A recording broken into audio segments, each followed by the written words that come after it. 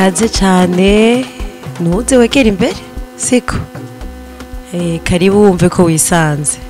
meze neza ego kaze cyane rero witwa gute utwidondore ego Jenny Kaneza Solange nkaba mva mu ntara ya Bururi ufite imyaka ingahe 13 13 ego none ugira utwereke ibihe birori kwenda bireke umuziki kavukire ego sawa ni ndabona ari inanga uza kurivuza gusa uraririmba ndaririmba nkongera nkavuza ni indirimbo wiyandikiye none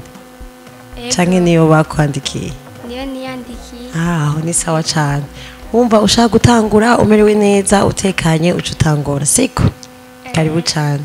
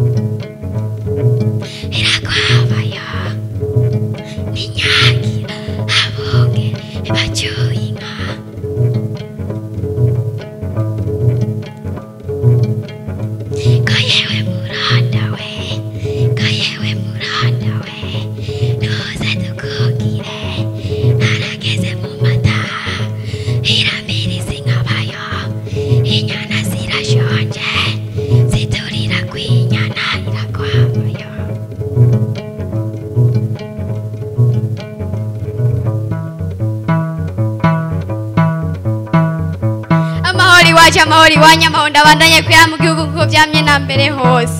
nimere ko no mu mwaka wose mwampaye inkamo ndabaramukije amahoro amahonda abandanye kwira ndi mugamuzira umugabo sinegeze ntinyagukwane hakwane izindaga nkamo nimuze gwaka tugende ndoro ntubiranga karanga nakanga mutima kabo hambere tweze tubera abandi akaroro keza impanuro duhabwa navye tuzigende tubonereho kubaka igihugu catwibarutse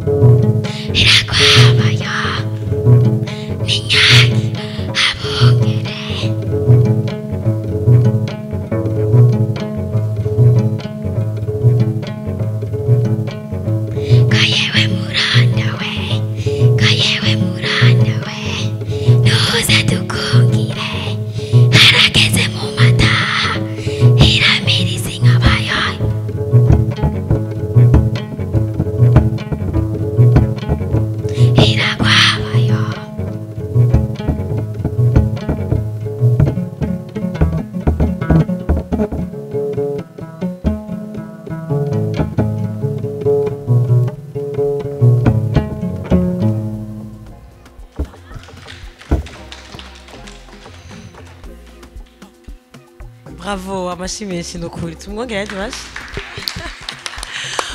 uvuze neza cyane inanga uratwibukije umbiza inanga zo mu radio za kera batwa turiko turumviriza umuntu avuga buhoro buhoro n'amajambo yawe akumvikana uvuze neza cyane inanga ndaryohewe kubona washoye kuza ndaryohewe kubona washoye kwiyandikisha muri iri hagano siko uzobandanye ubigira neza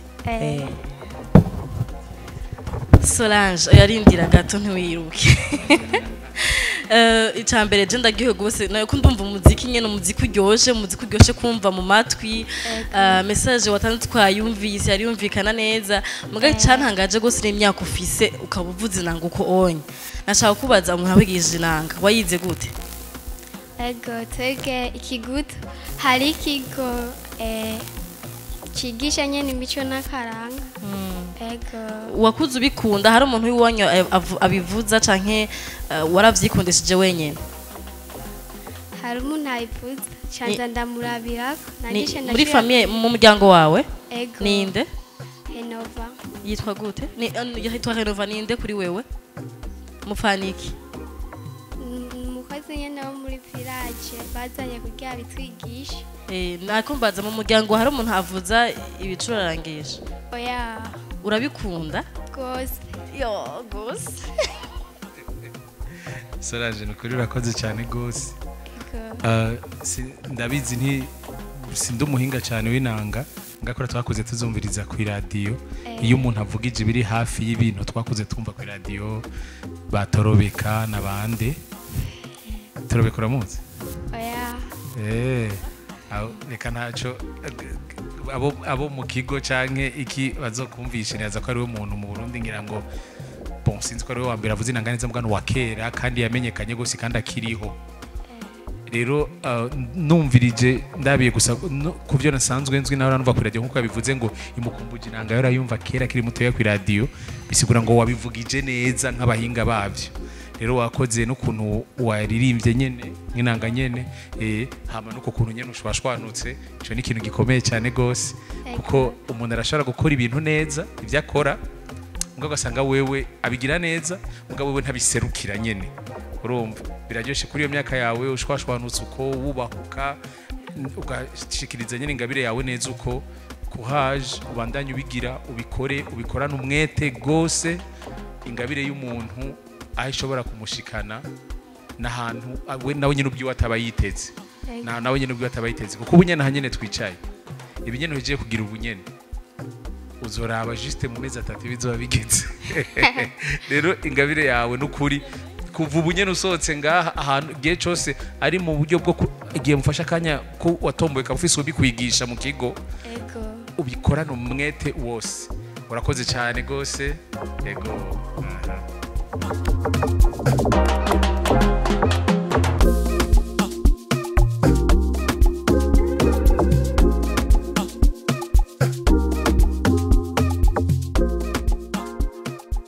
numva nezerewe cyane gose kuba ntoye kujya mu higanwa bibandaye UNICEF nayaga ubandaye gukomeza muza mu matwitaho nkuko nyene ko murakoze